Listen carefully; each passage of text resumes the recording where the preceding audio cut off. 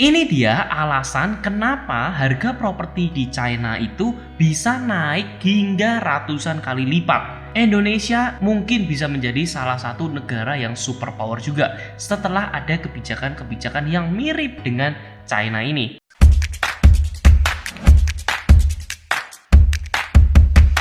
Hai calon miliarder, bagi yang belum kenal aku, kenalin, aku adalah Antoni Zorsono, seorang investor properti. Dan di channel ini biasanya aku sharing tentang motivasi, investasi, dan juga yang paling sering adalah properti. Jadi industri apapun tentang properti biasanya aku sharing di sini, termasuk life hacks yang bisa membuat kalian itu bisa membeli properti dengan nominal yang sangat minim atau bahkan bisa jadi nol. So buat teman-teman yang tertarik tentang itu semua, kalian itu masuk di channel yang tepat. Dan buat teman-teman yang belum subscribe, pastikan subscribe karena di setiap minggunya itu selalu ada video baru.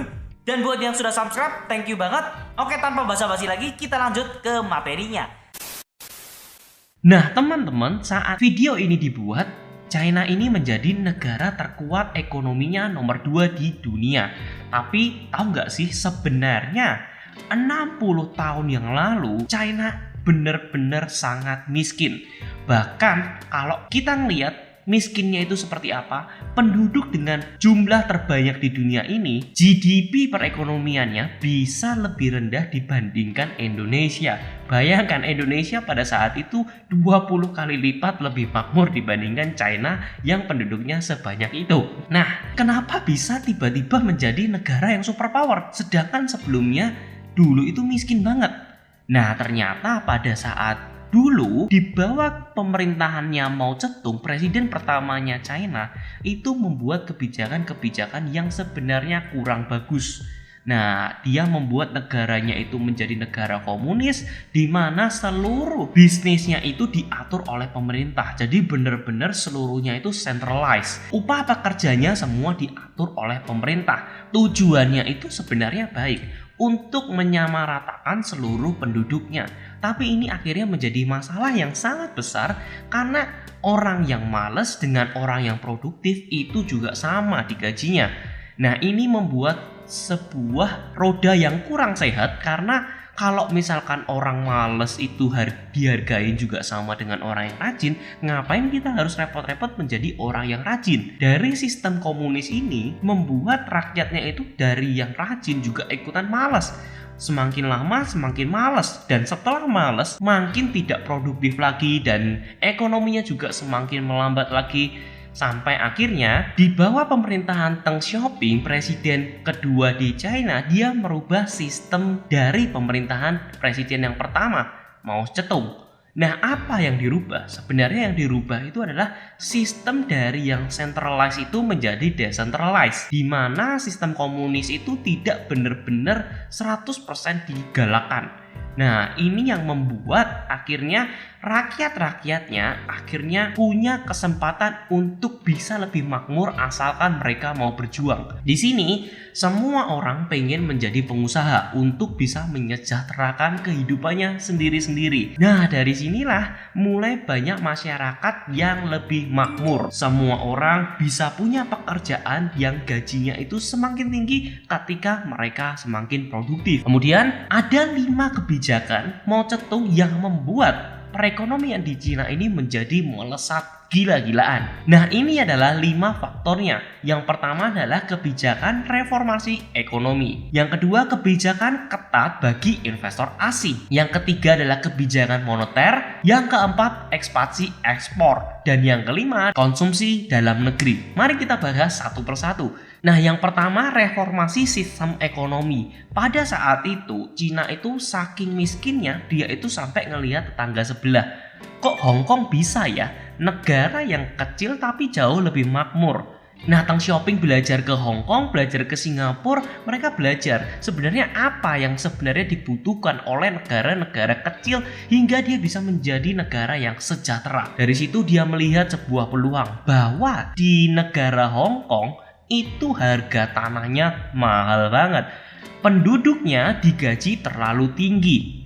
Nah, di sana dia ngelihat Ada pulau yang sebenarnya dekat banget dengan si Hong Kong itu, yaitu adalah kota Shenzhen. Nah, di sini pemerintah membuat kebijakan yang bagus banget, yaitu adalah kebijakan SEZ (Special Economic Zone), di mana dia membuat sebuah kota yang dibangun secara utuh dari infrastrukturnya dan kemudian dibangun itu secara efisien. Kalau misalkan negara-negara yang lain itu sudah berkembang, tapi berkembangnya itu ibaratnya tidak rapi ya, karena dia belum punya patokan waktu dulu. Sedangkan di Shenzhen ini itu tuh sudah bisa mengikuti infrastruktur yang ada di Hong Kong sana. Dia meniru persis dan membuat semuanya itu jadi jauh lebih efisien. Jadi untuk barang yang untuk kurir di satu tempat sendiri, untuk barang produksi di tempat sendiri. Jadi efisien seperti itu. Nah, Special Economic Zone ini membuat kota ini tidak dikenakan biaya pajak. Jadi untuk investor yang mau investasi di Hong Kong, mereka akan pikir 2 kali lipat karena dekat sana, di dekat Hong Kong cuma 30 menit naik kapal. Mereka ini bisa mendapatkan akses tanpa kena biaya pajak. Biaya manusia yang sangat murah karena pada saat itu negara Cina masyarakatnya dibayar minim pun gak masalah, yang penting mereka bisa hidup. Bayangkan, karena dari dulu masanya kan susah banget. Dan yang ketiga, seluruh infrastrukturnya itu benar-benar memadai untuk di kota produksi ini. Special Economic Zone ini berhasil membuat banyak negara asing melirik bahwa Shenzhen menjadi negara yang bisa mirip seperti Hong Kong ekonominya. Dari sini harga propertinya juga naik gila-gilaan mengikuti harga properti yang ada di Hong Kong sana. Karena seperti yang kita tahu, kalau satu kota sudah benar-benar gak bisa dikembangkan, akhirnya yang kena imbasnya itu adalah kota-kota second city-nya. Dan Shenzhen itu menjadi pilihan yang akhirnya propertinya itu naik gila-gilaan. Nah, kemudian ada juga kebijakan kedua mengenai kebijakan ketat bagi investor asing. Banyak problem yang sebenarnya dilupakan oleh negara-negara berkembang ya. Investor yang biasanya naruh duit di negara-negara berkembang cenderung ketika mereka investasi, begitu sudah profit langsung keluar cabut tanpa sepengetahuan kita. Nah, itu bahaya. Di China sana itu sudah benar-benar memikirkan itu. Ketika mereka itu sudah transfer duit, sudah mau investasi, nggak bisa cuma habis untung langsung pergi. Mereka harus gulung lagi di situ terus, di negara China terus, supaya negara ini semakin lama semakin makmur. Untuk setiap kali investasi ke negara ini, mereka wajib untuk bekerja sama dengan penduduk lokalnya. Supaya apa? Supaya penduduk di sana itu juga diperdayakan oleh ilmu-ilmu yang ada dari luar negeri. Jadi kita bisa belajar dengan Jepang, belajar dengan Amerika, teknologi Europe, semua belajar dari sana. Alhasil apa teman-teman? Secara tidak langsung Cina ini menyerap seluruh ilmu dari seluruh negara karena semua negara mau investasi di sana dengan upah yang minim dan pajak yang sangat rendah. Semakin banyak duit yang kekumpul di China, ada kebijakan yang benar-benar memperkuat negara China ini, yaitu kebijakan nomor 3, kebijakan moneter, di mana seluruh investasi yang masuk ke dalam China akhirnya tidak bisa lagi diolah di dalam China-nya ini. Alhasil dia ini membeli obligasi dolar, di mana akhirnya Amerika ini seneng banget. Setiap kali ada dana yang masuk di Cina gede-gedean, dia beli terus dolar. Amerika bisa berhutang dengan Cina dengan bunga yang sangat rendah. Ini menarik banget. Awalnya pemerintah Amerika seneng-seneng banget. Wah, dapat pendanaan terus nih, dapat pinjaman yang murah nih, kita bisa semakin mengolah negaranya sendiri. Secara logika sebenarnya Amerika tuh diuntungin banget ya dengan adanya pinjaman yang sangat murah dari China ini. Tapi teman-teman, ternyata ini malah membuat negara Amerika itu justru malah rontok. Yang awalnya dipikirnya ini adalah kebijakan yang bagus, tapi semakin kesini semakin terlihat bahwa yang sebenarnya diuntungkan adalah China. Kenapa? Karena semakin banyak yuan yang berpindah menjadi dolar, itu artinya dolar ini semakin menguat. Sedangkan yuan semakin lama semakin murah. Setelah dolar ini semakin tinggi harganya, akhirnya barang-barang produksi yang dari Amerika tidak laku di pasaran lagi. Sedangkan yuan yang karena harga produksi murah, pajak dikurangin untuk biaya ekspor, yuannya juga semakin rendah, semua jadi bergantung pada produksi dari China. Akhirnya kalian sering dengar kan, made in China, karena semuanya itu benar-benar murah di sana. Setelah kebijakan ini itu benar-benar menyokong China dalam perkembangan ekonominya, dia menambah satu kebijakan lagi, yaitu adalah kebijakan ekspansi ekspornya, di mana di kawasan SEZ tadi, Special Economic Zone, kota Shenzhen ini menjadi ujung tombak banget. Makanya pemerintah ini makin menggalakkan lagi. Ketika ada pabrik yang fokusnya menjual barang-barang yang diekspor, maka pabriknya itu akan disubsidi untuk biaya listrik dan airnya sebanyak 30%. Bahkan digratiskan juga untuk PPN-nya. Bayangkan PPN bisa sampai 0% untuk di kota Shenzhen ini. Jadi benar-benar ya, semuanya itu disokong penuh supaya negara China ini, khususnya di kota Shenzhen ini,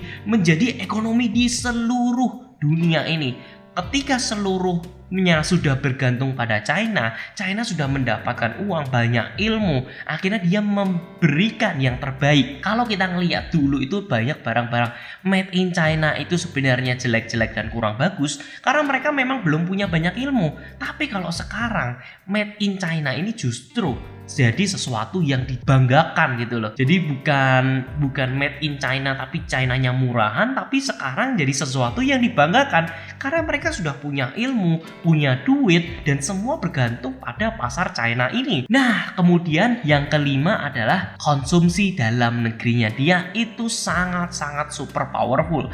Gimana? Hanya di dalam negerinya sendiri aja perputaran ekonominya tuh sudah sangat gede banget. Jadi kalau misalkan teman-teman ibarat bodoh-bodohan aja buka toko di sana itu sudah pasti cuan, karena penduduknya sendiri sudah 1,3 miliar, ibaratnya 1/7 dari penduduk dunia. Apalagi teman-teman kalau dia sudah menguasai pasar ekspornya di dunia ini, maka tidak kaget ya kalau negara ini harga propertinya itu juga naik gila-gilaan. Bahkan diprediksi pada tahun 2038 negara China itu sudah menjadi negara nomor 1 yang paling powerful di dunia. Ini artinya teman-teman, harga properti di sana tuh naik terus gila-gilaan. Semakin bisnisnya maju, semakin investor asingnya maju, ini akhirnya membuat negaranya semakin kaya. Kalau aku ngelihat Indonesia ini juga hampir mengikuti arah yang ada di China sana. Karena apa teman-teman? Indonesia itu sudah membuka diri dengan kebijakan-kebijakan untuk investor asing yang masuk ke Indonesia. Apalagi dengan kebijakan Omnibus Law ini akan menambah banyak minat investor asing untuk berinvestasi di Indonesia ini. Nah teman-teman, menurut kalian Indonesia bisa nggak sih menjadi negara yang superpower seperti China ini? Di 2038 mungkin video ini akan menjadi video yang viral memprediksi bahwa Indonesia itu juga bisa menjadi 10 negara terbesar ekonominya di dunia ini. Nah kita nggak ada yang tahu, gimana pendapat kalian? Kalian bisa cerita di kolom komen juga. Dan teman-teman, jika teman-teman suka dengan video kali ini, pastikan teman-teman like video ini, komen di bawah, kasih tahu pendapat kalian. Jika ngerasa video ini bermanfaat banget, bisa share ke teman-teman kalian. Kita bisa belajar seperti yang negara Cina lakukan. Thank you for watching and I'll see you in the next video. See ya guys!